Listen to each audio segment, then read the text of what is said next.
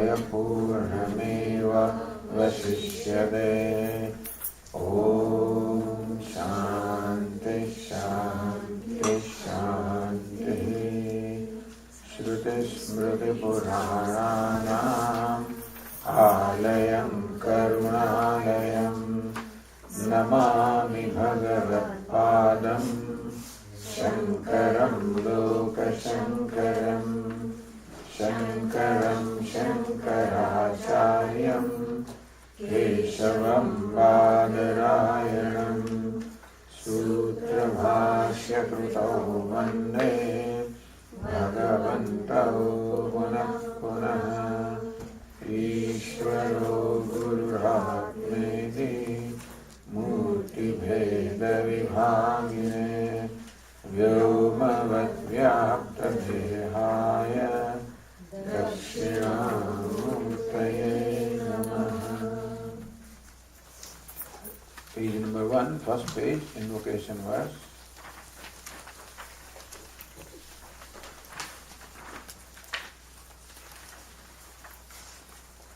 Vasudevendra Yogindram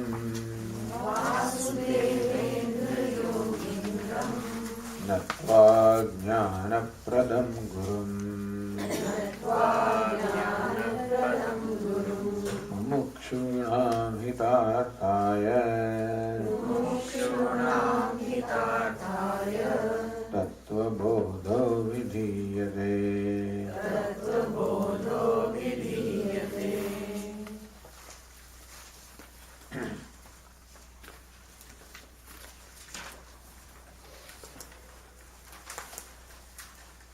Open page number 35.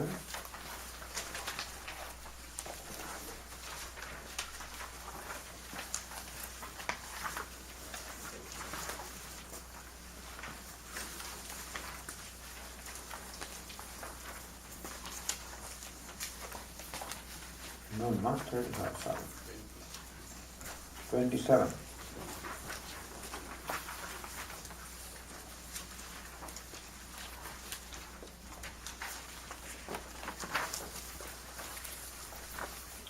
अथ चतुर्विंशति तत्त्वोत्पत्ति प्रकारं वक्ष्यामः। ब्रह्माश्रया सत्त्वरजस्तमो गुणात्मिका माया अस्ति। The teacher says, thereafter, having talked about this self, the Tattvabodha, said yesterday, this text, like any other Vedantic text, is teaching us the meaning of this Mahavakya, the major statement, Tattvamasi, that thou art, where the pronoun that stands for Brahman, the limitless. Call it limitless, call it happiness, call it consciousness, call it, freedom. Thou, you who takes yourself to be a limited, helpless creature, you who is all the time, who is constantly suffering from sense of grief and delusion, because you are fearing that you don't have something and therefore you are suffering from lack. You feel that you have unhappiness, sorrow with you, so the sorrow never touches you, the lack never touches you, the limitation never touches you. You are ever free. Not that you will become free. You are ever free. Right now, as you are free from all limitations. You are limitless. You are whatever you are aspiring to be. Every human being is constantly aspiring to be free from all limitations. Different people have different idea of what is meant by limitation. Somebody feels that I am limited because I don't have enough money. Somebody else may feel that I am limited because I don't have power. Somebody prestige, recognition, name, fame, friends, spouse, children, whatever. So different people feel a sense of lack for different reasons. But every human being constantly suffers from a sense of lack or inadequacy. That is common. What makes me feel lacking or wanting or inadequate is my personal reason. And therefore, what makes you feel lacking, wanting, inadequate is different from what makes me feel that way. But that you are feeling a sense of lack, want, incompleteness, and that I feel a sense of lack, want, that is common to all human beings. That does not mean that human being is limited. Just because we feel a sense of lack or want or limitedness does not mean that we are really limited. It is merely a delusion or a false perception on our part. Just as what is a piece of rope is mistaken by somebody as a snake, and somebody else mistakes it to be a garland, yet another person mistakes it to be a stick. A fourth person thinks there is a crack in the earth. A fifth person thinks there is a stream of, streak of water. So, what they perceive is different, but one thing is common: all of them have wrong perception. They do not see what is really there. What is really there is rope, and they see it as something different from the rope. Therefore, the one who sees it as a snake is suffering from a feeling of fear. One who looks upon that as a garland thinks that he is struck with something. And therefore the feeling may be what? The fact remains that each one of them has a wrong perception of what is there. Similarly also, each one of us has a wrong perception of our own self. Whereas, in reality, each one of us is limitless. A whole and complete being with no lack, no want. That's what we are. However, because of ignorance, we have a wrong perception about ourselves, and each one of us, whoever is born, takes himself or herself to be a limited entity. And that sense of limitation creates in me a sense of helplessness. I feel helpless because I cannot get my way. So sense of limitation creates in me a need that I must have my way. I must be successful. I must be controlling. So there are moments when I feel successful, when I feel I am under control, when I feel that I have my way. There are moments when that sense of limitedness drops off and we have a glimpse of our nature. So really, what we want is a glimpse of our nature. Because that even glimpse makes us feel very happy. So not realizing that, the moment when I am feeling happy is a moment when I have had a glimpse of myself. I think that external reason, such as because I am successful, because I got what I wanted, because I am in control, because I am this and that is what made me happy. But at that moment, what happens is, momentarily a sense of lack or want drops off and I have a glimpse of myself.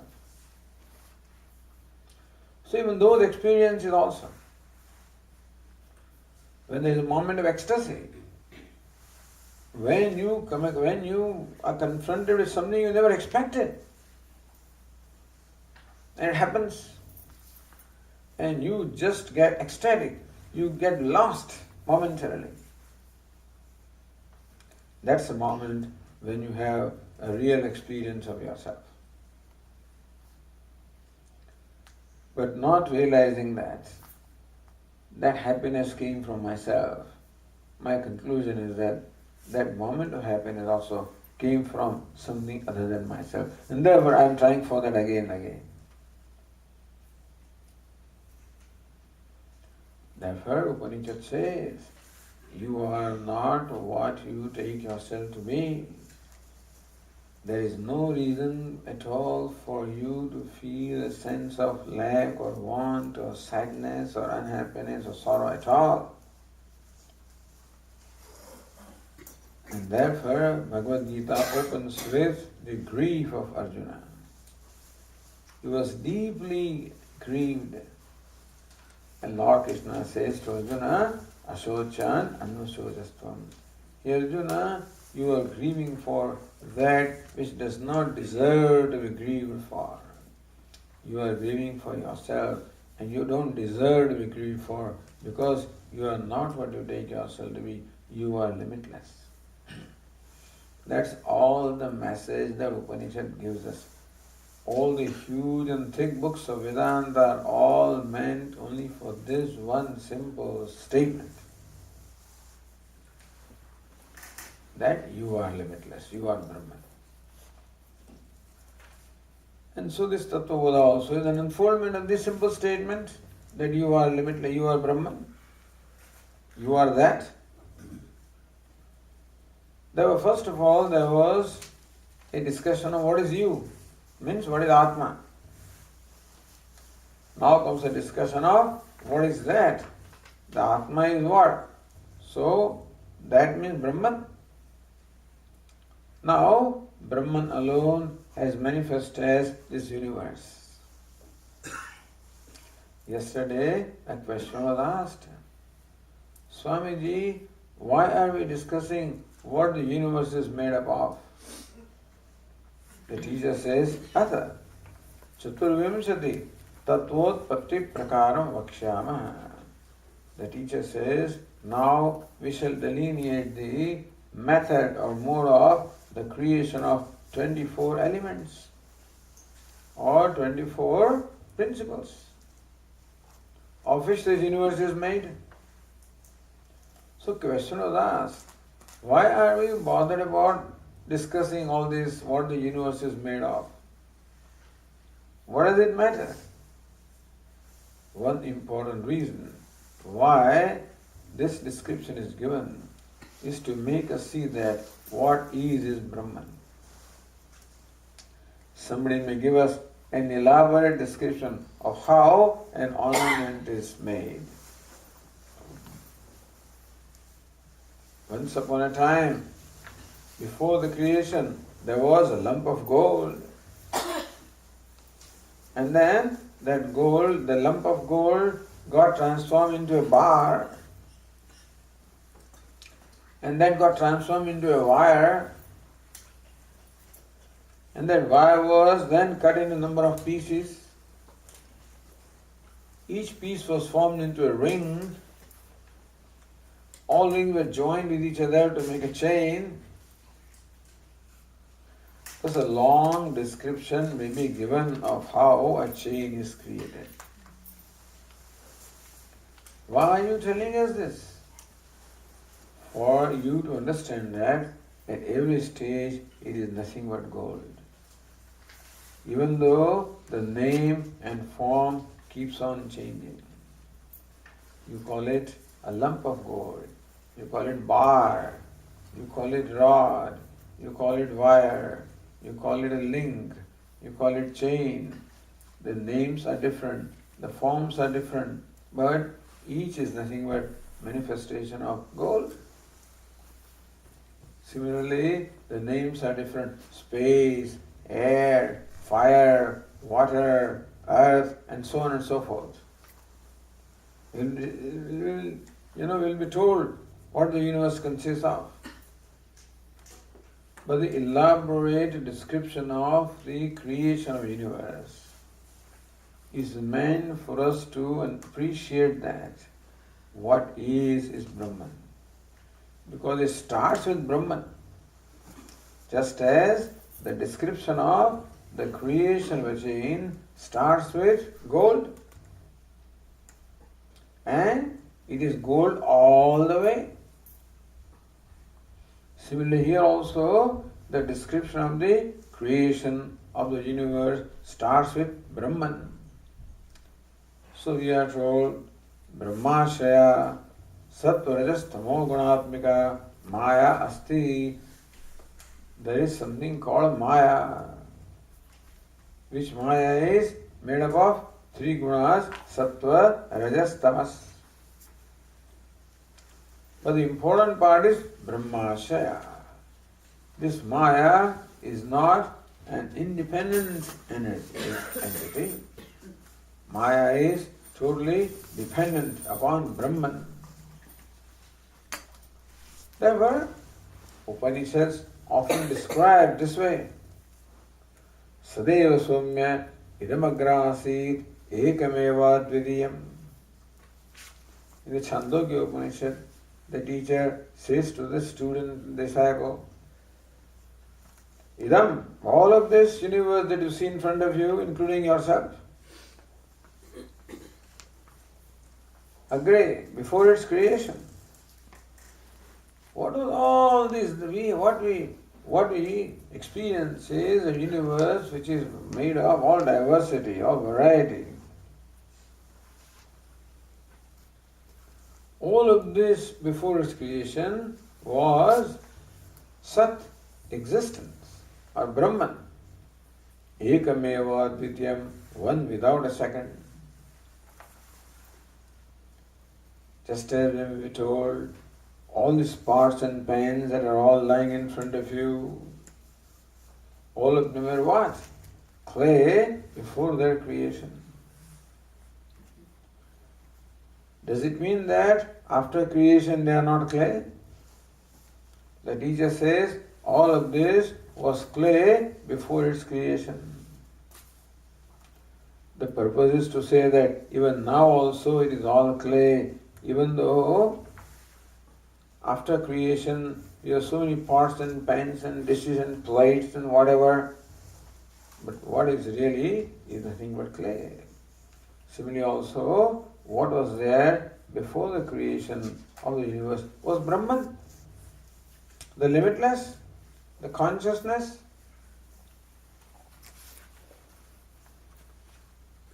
And then afterwards all this universe came. Does it mean that it is not Brahman? That it is Brahman now also? So purpose of describing creation in all these great detail is number one, to give us an understanding of what the creation is all about. And more importantly, to communicate to us that even when we see the variety and diversity, what there is just Brahman, one without a second. What we see is all duality. But then what we experience is duality. What it really is non-dual Brahman.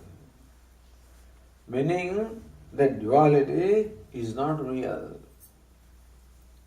You see, to explain you, for example, going back to the example of the pots and pans made of clay, when someone says to us that all these pots and pans and pitchers and plates and vessels before the creation was just clay,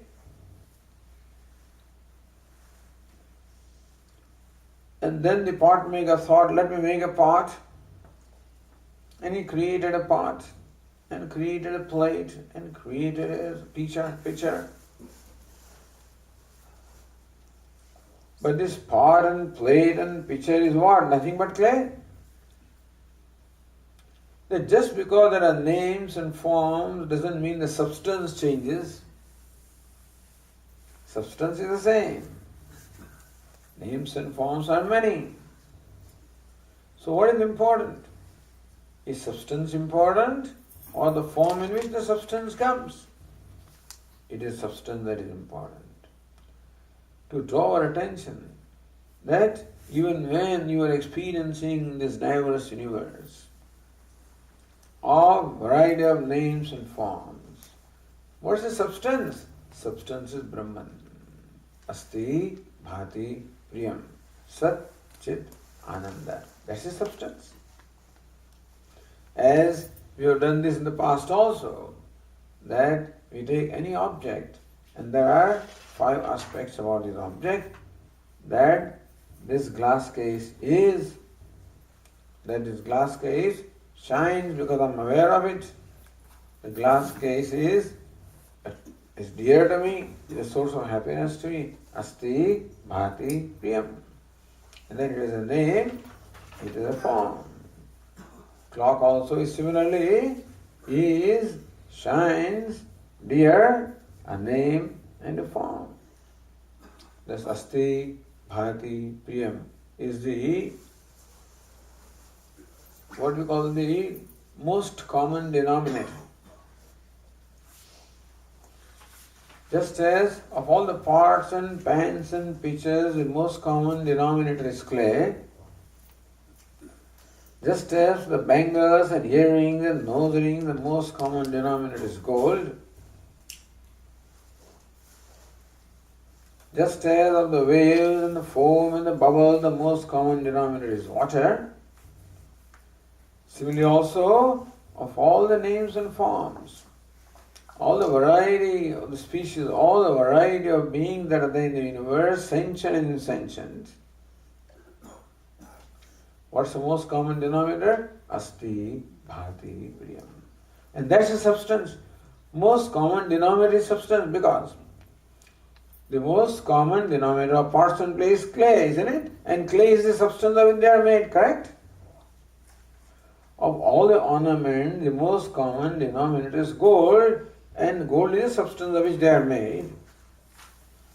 Similarly, if you say that the most common denominator of whatever there is in the universe is Asti, Bhati, Priyam, then what does it mean? It means that it is the real substance. Consciousness is a substance of which the whole universe is made. That's called God particle. The Vedantic God particle is God, not particle. So whatever the science may explain to us, but what Vedanta teaches is that the substance of which the scientists also are striving to discover the substance of which the universe is made. What is the most fundamental building block? That's what they want to discover. They call it God particle, or they call it boson, or whatever they want to, or a new particle may come. It doesn't matter. What does Vedanta teach? Vedanta says consciousness is the most fundamental building block, most fundamental substance, most common denominator. This is not an ordinary thing. This is a very, very important thing. But Swamiji, these tables and chairs, they are all inert, lifeless things. How do you say that consciousness is the substance in that? Swamiji, are you trying to tell us that consciousness is substance of which this table is made? Well, look at the table. What's the table? Table is table. And what is it made of? Wood. So you can say it is wood, nothing but wood. What is wood? Made of molecules, made of atoms, made of subatomic particles. If you thus proceed farther and farther, subtler and subtler, well will dissolve existence. See, in this process, every time you become subtler. The wood is the material cause and the table is the effect. So table is nothing but wood, correct? Take away the wood from the table, nothing remains. So what is table? Nothing but wood. So table, which is the effect, reduces to material cause, which is wood. Then what is wood? Nothing but molecules. So wood is the effect, molecules are the cause. What are molecules? Nothing but atoms, nothing but subatomic particles. And if that process continues, intellectually we did. Vedanta has not actually had those instruments to split, no need to split. So at every stage, the cause is always subtler than the effect. Wood is subtler than the table, because table is wood confined to a name and form, whereas wood has infinite potential. So wood pervades all tables and chairs. Where this table is only confined to one space and time, wood pervades all tables and chairs and whatever is everywhere. So cause is subtler than the effect, and cause is more pervasive than the effect, and cause is the name and form becomes subtler. Then cause of wood is molecules. That's even more pervasive than the wood, is it not so? And molecules are made of atoms that are even more pervasive and subtler.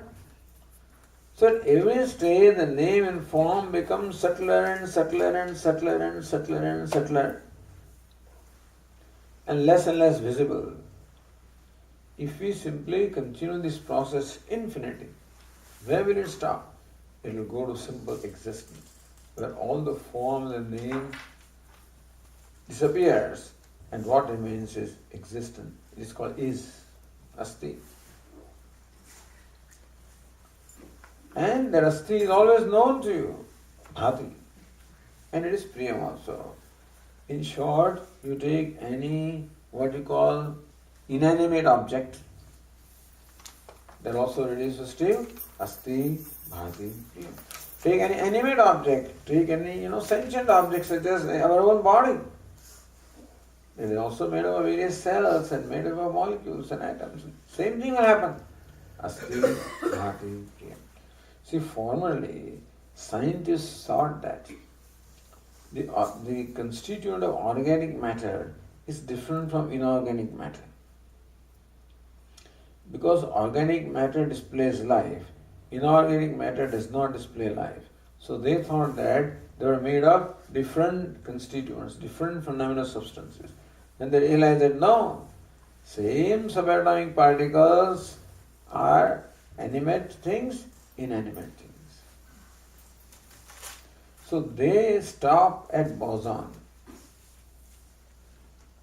which according to them is the most fundamental particle, which is still matter. We do not stop there. We say that the most fundamental principle is existence. And existence itself is consciousness. That itself is limitlessness. Because as you reduce the effect, the cause becomes more and more pervasive. So ultimately, how pervasive will it become? Become infinite, is it not? Most fundamental substance must be infinite. Infinite has no name and form and no attributes, attributeless, transcending all attributes, all names and forms. That's called Brahman. That's called consciousness. That is called God by us. That's called you. That's what they want to say. This would have been an academic exercise if that was different from us. What does it matter? Even if boson is there or not, what does it matter to me? It doesn't affect me in my life. But this one affects me in my life. What the scientists will tell us may affect technology and that will affect in your life because it will give some new instrument and stuff like that. But it can't remove your sorrow. No instrument and no gadget can remove sorrow. It can remove discomfort. It can empower you further to do things more speedily and whatever, which is all right, fine. But nothing whatever in the world can ever remove my sorrow. For the simple reason that nothing in the world has caused the sorrow. The rule is that the effect will go if the cause will go. Sorrow is the effect, and sorrow will go when the cause of sorrow goes. If something in the world created sorrow, then when it goes away, then sorrow goes away. Suppose a spouse created sorrow. So you create a space and you do this kind of thing and all right, there may be relief for a while. But is there a permanent relief from sorrow? No. Sorrow simply comes back in a different form, that's all. So no technology can remove sorrow. You must know this part. At least this much you should know. No time, no place, no condition, no equipment, no gadget, no technology, nothing can remove sorrow or can give me happiness. Either way. I am the cause of my happiness and I am the cause of my sorrow. Nothing else. Which I mean ahankara. I means here ahankara.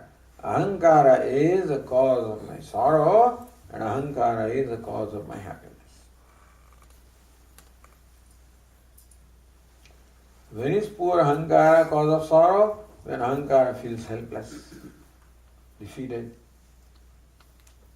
diffident, rejected, unsuccessful, failure. That's when that ahankara becomes a cause of sorrow. When ahankara feels successful and stuff like that, it becomes a cause of happiness. But that happiness also is only a notional happiness. As I said, at that time ahankara drops off. When in a moment of ecstasy, even that ahankara also drops off. That ahankara itself is a veil which covers our happiness. When that drops off, then you experience the self that you are. But what the Vedanta is teaching us is one simple thing, that you are limitless as you are. Not if you grow, put on some more weight or lose some weight and if some changes, no such thing is required. As you are limitless. And for that so many books are written. Because even one Tattvabodha should be enough for us to realize the truth. But doesn't matter. We need not only one lifetime is not enough for us. Not the teaching will be different. When we started our course in Sandipani Sadhanalaya, our Swamiji said on the third day, I am telling you today that you are Brahm Tattvamasi, you are Brahman. At the end of the course also, that's all I will tell you. It's not very different. Now what's the difference? Difference is this. When you take a picture from Polaroid, the Swami is sitting in the chair, take a picture with Polaroid camera, pull out that frame, then in the beginning you probably don't say anything. Then slowly the outline starts showing up. And slowly the details start showing up. In 2 minutes, the whole picture becomes clear. But even when you see the outline, you can see this Swami. This is Swami sitting in the chair. That much you can see. Then you see the eyes of the Swami. Oh, Swami is sitting in the chair. Lips of the Swami is sitting in the chair. All features of the Swami is sitting in the chair. All details of the Swami. The knowledge, Swami sitting in the chair does not change. What changes is the clarity. What changes is clarity. And more clarity you have, less doubt you have. More clarity you have, more it reflects in your life. If in spite of learning Vedanta, if it does not reflect in our life, that means that we have not done our homework. What is our homework? Our homework is to translate this teaching in our life. The teaching is imparted to us in general as it applies to everybody. The example of gold, the example of clay, an example of this, that and what not. What is our job? Our job is, what does it mean to me? It's called mananam. What is mananam? Mananam is translating this knowledge from Shravanam. Right now it is called Shravanam. We are listening to it. What is mananam? We have to translate this understanding in our own life. I am Brahman. What does it mean to me? What does it mean to my thoughts? What does it mean to my decisions? What does it mean to my values? What does it mean to my attitudes? How does this teaching affect my whole being? That homework has to be done. The teacher even does that homework in the class as much as possible. In the class, we try to do that homework as much as possible, and still everyone has to translate this into his or her own understanding. Your understanding should become first clear.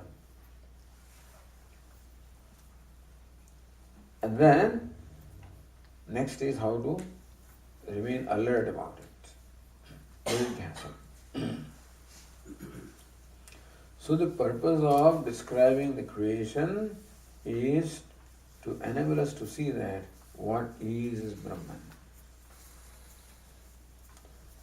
Then they said, Sattva Rajas Tamo Gunatmika Maya Asti. There is something called Maya which is made up of Sattva Rajas Tamas. So we have to infer, this is called inference. You infer the cause from the effect. For example,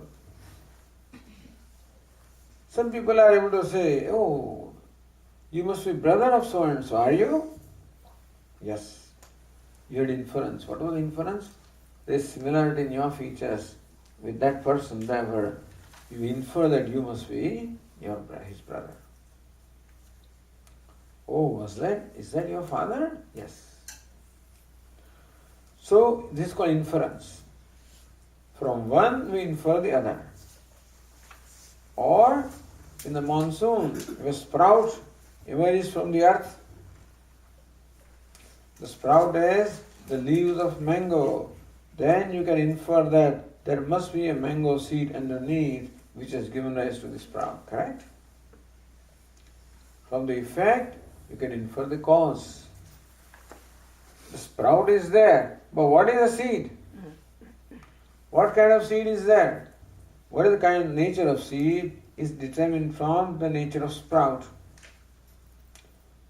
Because the leaves will tell us that this is a mango leaf. Therefore there must be a mango seed. Oh, this is look like the neem leaf, so there must be that seed, and so on. From the effect, you can infer the cause, correct? Similarly, we see the universe. The universe is made up of these three entities, Sattva, Rajas and Tamas. We described yesterday.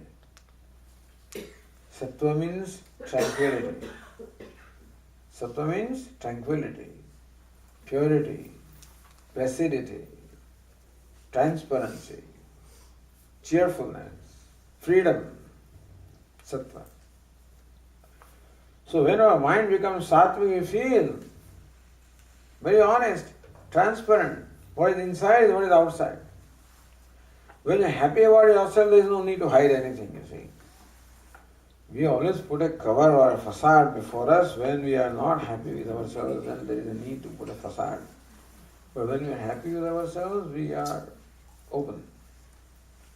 Openness is there, honesty is there, cheerfulness is there, self-acceptance is there, transparency is there, when there is sattva.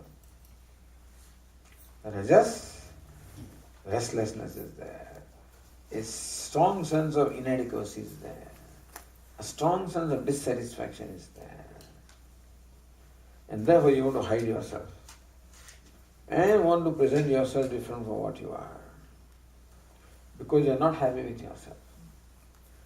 If I am happy with myself, I have no difficulty in opening up before others. If I am not happy with myself, I appear different from what I feel inside. Inside I feel one thing, outside I show myself as different. It's all rajas. And tamas is, so rajas is restlessness, activity, motion. Tamas is inertia, lack of motion, inactivity, dullness, darkness, lethargy, laziness. So these three forces we see in the universe. Sattva, rajas and tamas. In our own self we see them, in the world also we see them. Sometimes I feel very pleased with the environment when you feel sattva.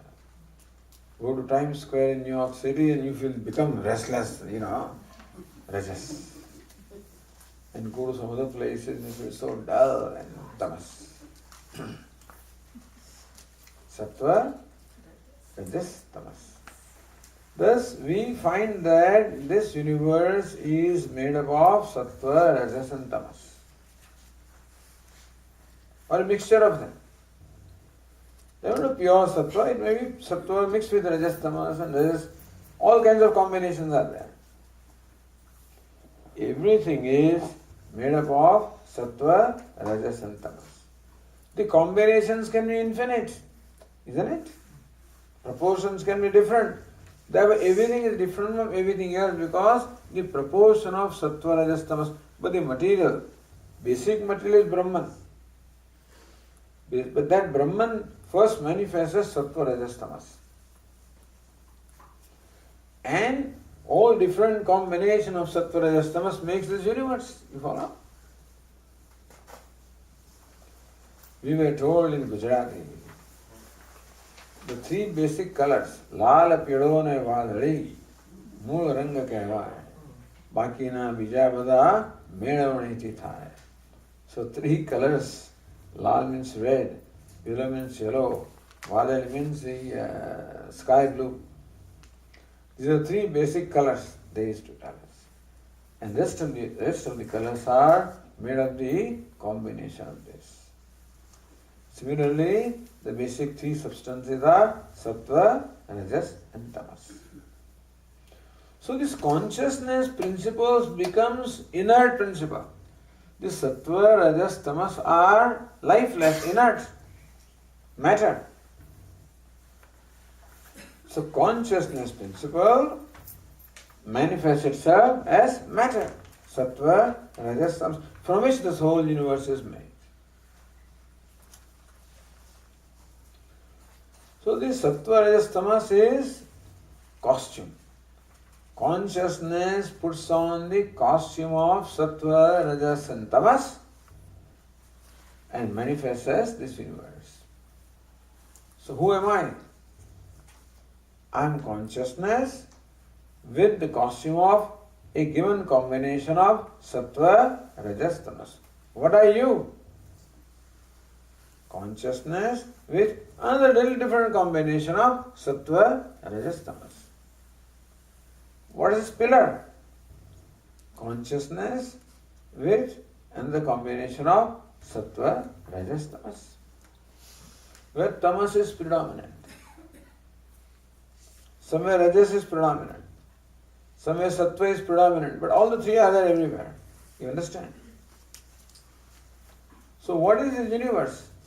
Call it consciousness, Brahman,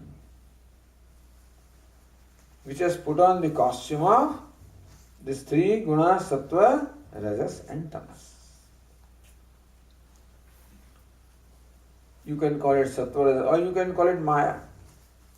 So Brahman puts on the costume of Maya. What is Maya? The three gunas, sattva, rajas, tamas. Understand that Brahman or consciousness has only put on a costume. He is not become. You follow? Just as the actor puts on the costume of a king or a beggar or a minister, does not become them. So even when he appears to be a beggar, he remains a multi-millionaire or a billionaire or whatever, whoever he is. The costume does not change the wearer of the costume a little bit, isn't it? Similarly, the costume does not change the wearer. Who is wearer? Brahman or God. So in the Bhagavad Gita, Lord Krishna says, Ye chaiva sattvika bhavaha rajasaha tamasasche mat eveti tan vidhi natvaham teshu te mai. Here Arjuna, whatever sattvic, rajas, tamas, whatever options or whatever objects are there. Some objects or people are predominantly sattvic. Some objects or people or animals are predominantly rajasic. Some others are predominantly tamasic. So tamas is most predominant in the universe. Less predominant because inertia is most predominant. Mountains are standing, things are all inert. Inertia is the most predominant. Motion, rajas, is much less predominant than tamas. And sattva is the least predominant. But it is there. Sattva, rajas, tamas. So Lord Krishna says that I appear in the universe with the costume of sattva, rajas, tamas. Trivir gunamayer bhavai evis sat sarvamidam jagat mohitam na vijanati mamebhyah paramavyayam. Lord Krishna says that people, we can only experience the costume with our sense organs and minds. What can experience this costume? And we are deluded, thinking that this is reality. We are deluded in thinking that what we perceive is a reality. But what we can perceive are only three gunas. Matter is what we can perceive. We can't perceive consciousness. What we can perceive is matter. Even in you also, what I can perceive, even though I say I see you, what I see you is your body or your sense organs. Or I may infer what's going on in your mind. But the consciousness that you are can never become object of experience. So Brahman cannot become object of experience, of sense organs, or mind, or intellect. But nevertheless, someday people will ask, what is all this? Therefore Brahman put on this costume. Why did Brahman put on this costume of sattva, rajas, tamas and appears a someday people may want to know, hey, who is he? What is it? The Upanishad describes this in a very interesting story. Upanishad says that God created, long stories there. But the 5 elements were created from which this body was made. Then the devatas are created, and devatas say that please give us a place for us to stay. So all the organs of perception, action were made. So all the devatas came and resided there. Then devata says, please give us food. So universe was made which the devatas can experience, So fire is a devata residing in my eyes which can experience the colors and forms. Sun is a devata residing in my eyes, experience colors and forms. And moon is a devata residing in my mind which can experience the thoughts and feelings. Indra is a devata residing in my arms and experience the strength. Vishnu is a devata residing in my legs, experience emotion. So all the devatas, the universe is created so the devatas get their food. The five kinds of Shabda, Sparsha, Rupa, Rasa, Gandha, the sound, the touch, the color, the taste, the smell, the five objects are there for the five organs of perception.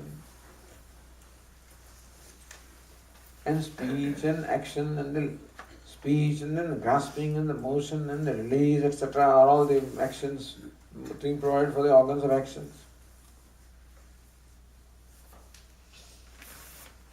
The whole infrastructure is complete. His body is there, sense organs are there, all the devata are in that place, the food is all done.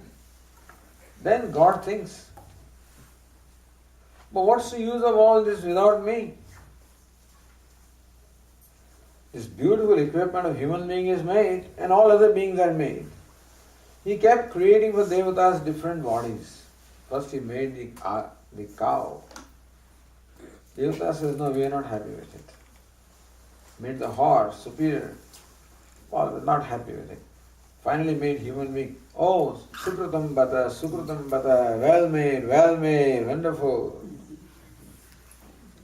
So then they enter here. Devatas are all happy to take their place. The food is created for them. Whole infrastructure is ready. Then God says, the infrastructure is ready. But what use does it have without me? The eyes will see the colors and forms, but for whom?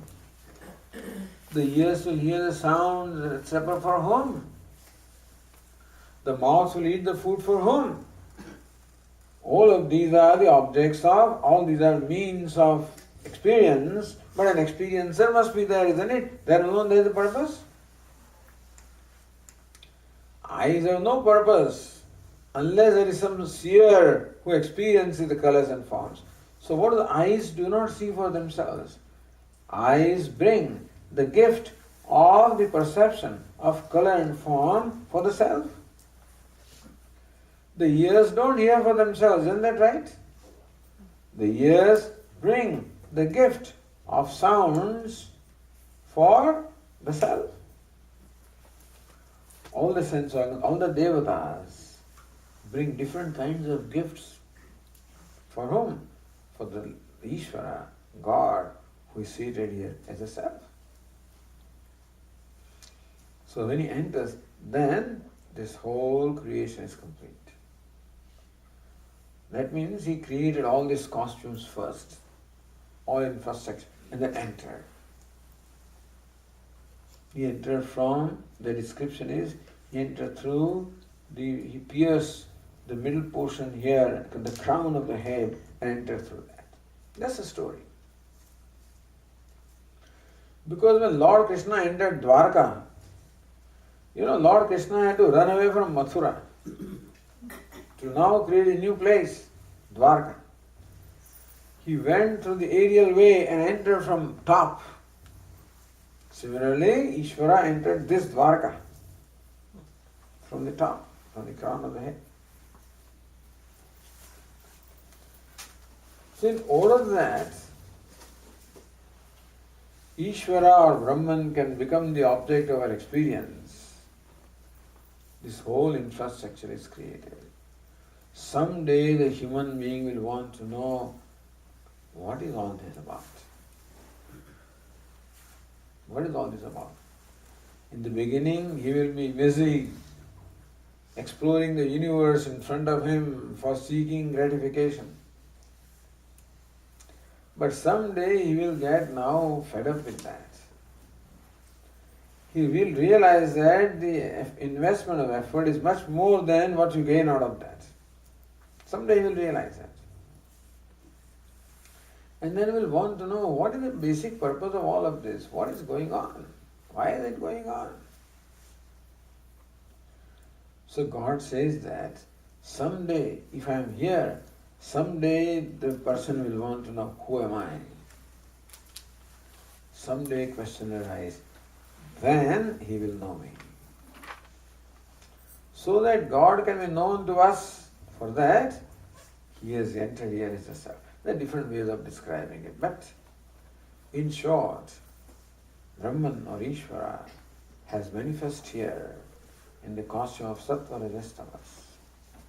Whatever there is a combination of sattva, rajas, tamas. What distinguishes one from the other is the combination is different. But after all, what does it matter? Lord Krishna says, Trivir Gunamair Bhava Evi Sarvavidam Jagat Mohitam Na Vijanati Mamebhyah Paramavyayam. These people who are ignorant, they just see the costumes and think that that is the reality. They do not realize that I am there in that costume. Ebhyah Paramavyayam. Much beyond this costume. Avyayam, imperishable, the limitless I am. And the most amazing thing is this most limited equipment, upadhi, this body, mind complex, which is most limited, contains within itself the limitless, is a place of manifestation of the limitless. And so they do not realize that I, the limitless, manifest here. They take the limited costume as reality. And when you start with the wrong assumption, then everything that you do is wrong. Even though what you do, your method may be right, but you start with the wrong assumption, the answer cannot be right, isn't it? Or if you start with the wrong map, you can never reach your destination. This is a very nice example. This man went to Chicago. He has a map of Chicago. He was unfamiliar with Chicago, but he had a map.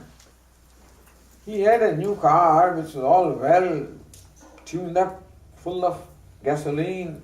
He was a very good driver. And he set out for a journey. He says, today I want to do this destination. According to the map, he proceeded with his journey. He went round and round and round and did not reach the destination for the whole day. For the whole day, this fellow, with the help of the map, kept traveling and did not reach the destination. So wondering what happened. Then finally consulted a gas station and said, how come I can't reach the destination here? The gas station fellow says, what do you have? I have a map of Chicago. So say, let me see. He said, this is not map of Chicago. It was map of actually, Milwaukee. But by mistake it was printed there, Chicago. If a wrong map, regardless of how well you are prepared, you can never reach the destination. Human being starts the life with a wrong map, wrong assumption. What is not real is taken to be real, and what is real is lost sight of. Already concluded this is real, this body is myself. This body, mind, complex is myself, that is already concluded. I never challenge that conclusion. And I have concluded that you are also your body, mind. That's how the whole life goes on. But somehow we don't seem to arrive at anywhere. In the life, we don't seem to reach anywhere. You go round and round from one birth to the second to the third and fourth, and infinite countless births we go through.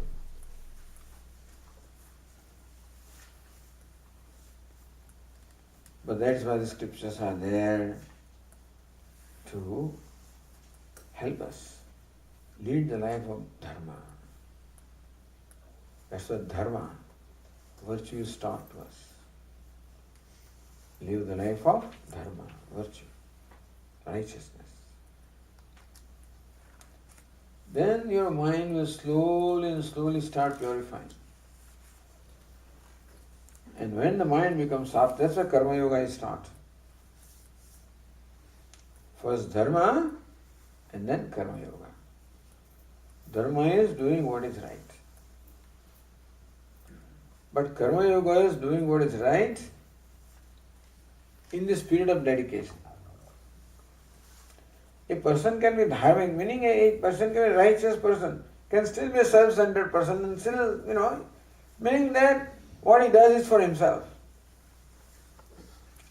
And then he may not hurt anybody, he may not tell a lie, he may not violate the values, but basically he wants to be rich. He wants to promote, he promotes himself. So that takes us some distance, no doubt. But the next step is the value of the dharma changes, becomes yoga. When it becomes a contributor from a consumer. So even a righteous person, a consumer can be a righteous person. Then he can go to heaven and he can enjoy the pleasures, but he comes back. He's not free from this round of merry-go-round or sorrow-go-round.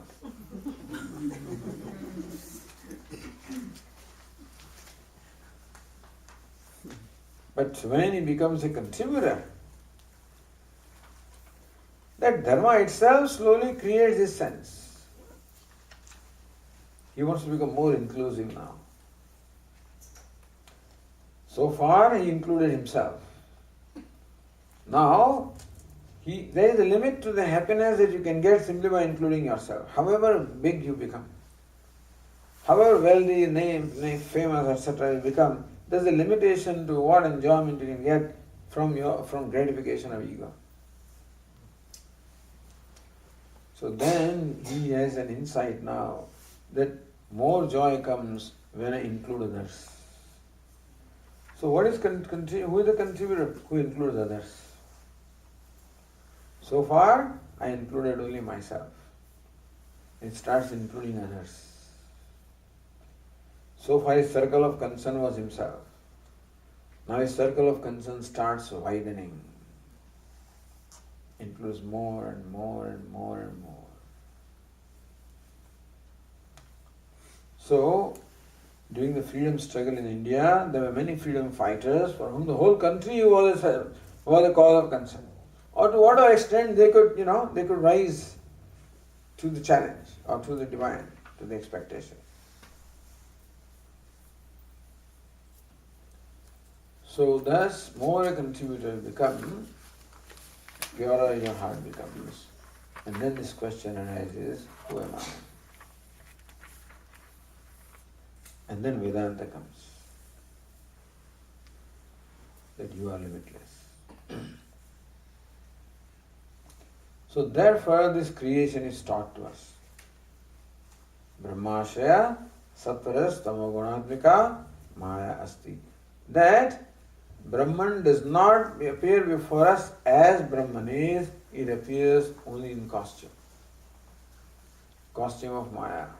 What is Maya? Sattva, Rajas, Tamas. So whole universe is costume of Brahman, understand. This individual is also a costume of Brahman and cosmos also is a costume of Brahman.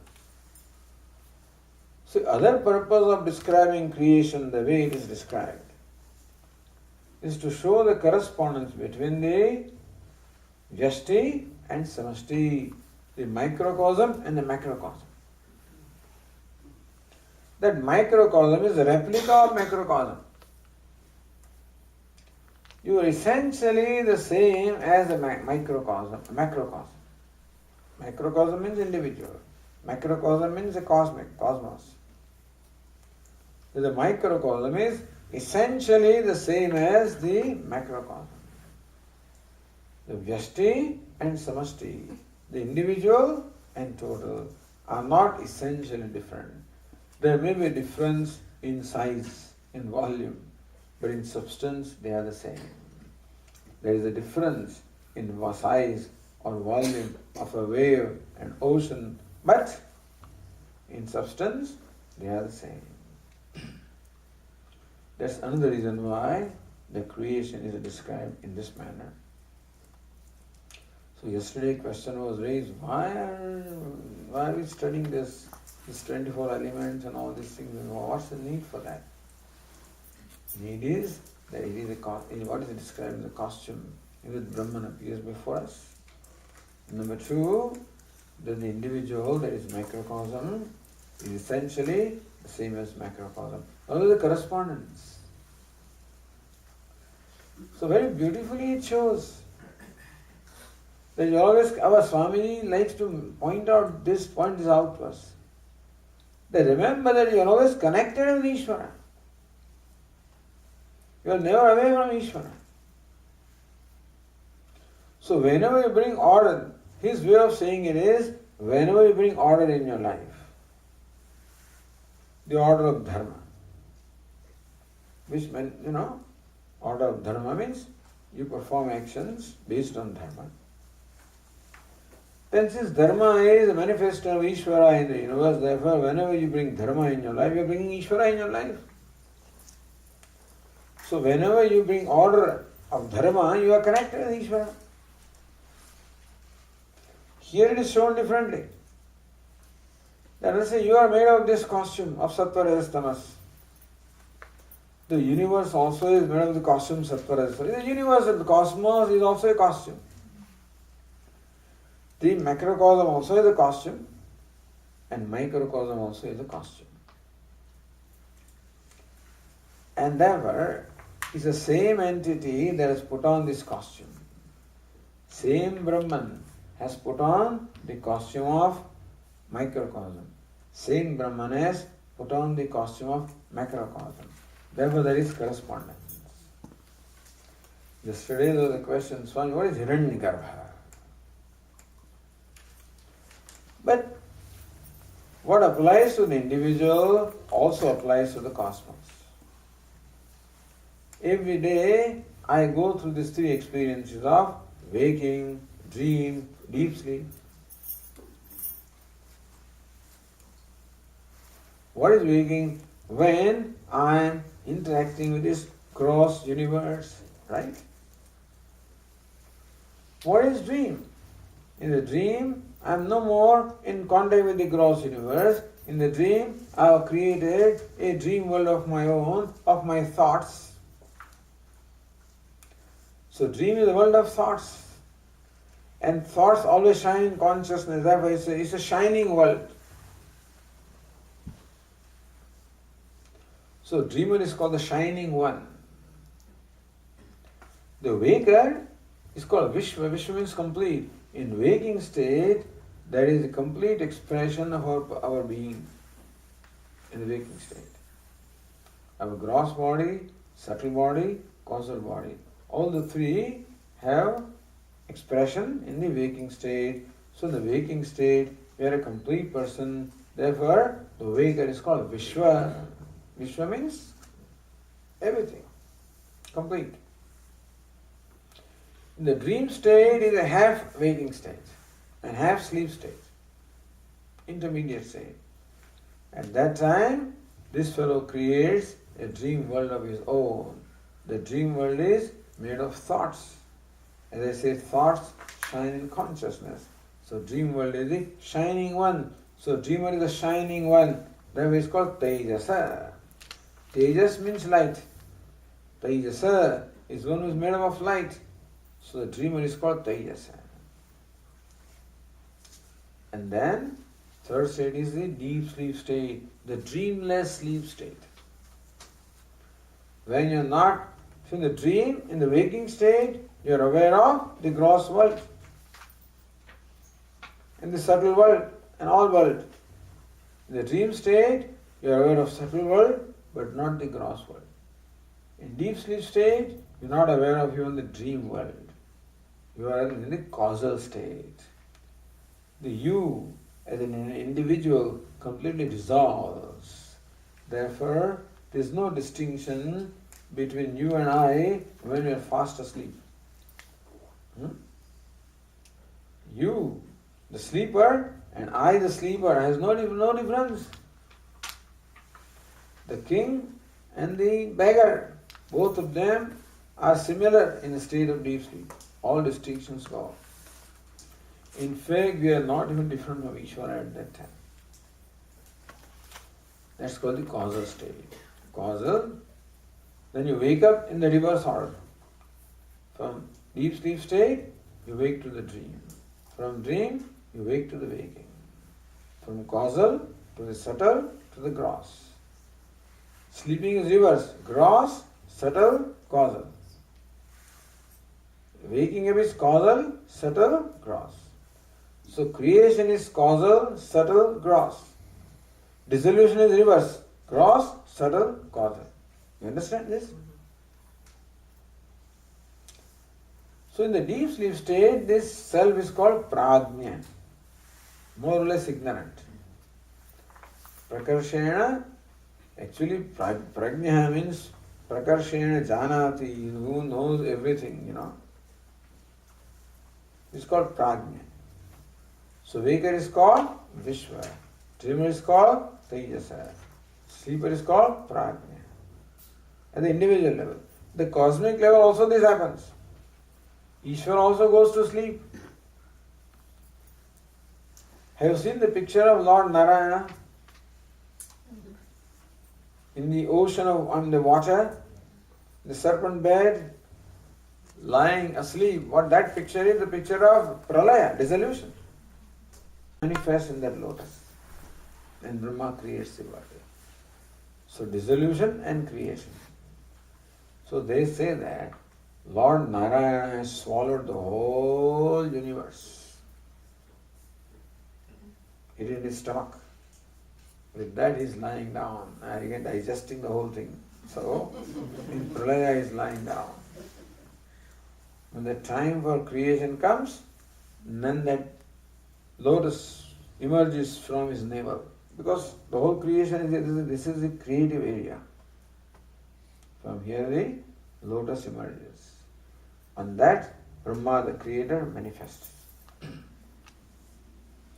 So Bhagavan also is sleeping. Brahman, when it is sleeping, is called Ishvara. Then half awake. So just as we from sleep, dream, waking, Ishvara also from sleep, dream, waking. So when Bhagavan is sleeping, that the state is called Pralaya, dissolution. It's called Ishvara at that. Then when he half awakes, his dream state. So dreamer here is called Tejasa. The cosmic dreamer is called Hiranyagarbha. Hiranya also means gold, also shining one. So Tejas also is shining one. Hiranyagarbha is shining one, made of all thoughts. When he wakes up, he is called Virat or Vaishwanara. Therefore, correspondence. Prajna, Ishvara. Tejasa, Hiranyagarbha. Vishwa, Vaishwanara. So many meditations are also given in the Vedas, in the Upanishads also, where you superimpose upon yourself the whole cosmos. Because you are made of 5 elements and cosmos is made of the same 5 elements. All devatas are in you as they are. So Bhagavan also is described as a cosmic person. Described as a person. You are a person, Bhagavan also is described as a person, cosmic person. Where sun is the eyes of Bhagavan, moon is the mind of Bhagavan, heaven is the head of Bhagavan, wind is the breath of Bhagavan, fire is the mouth of Bhagavan, space is the middle body of Bhagavan, earth are the feet of Bhagavan, the ocean is the bladder of Bhagavan, the directions are the ears of the Bhagavan, etc. So the correspondence, the microcosm and macrocosm.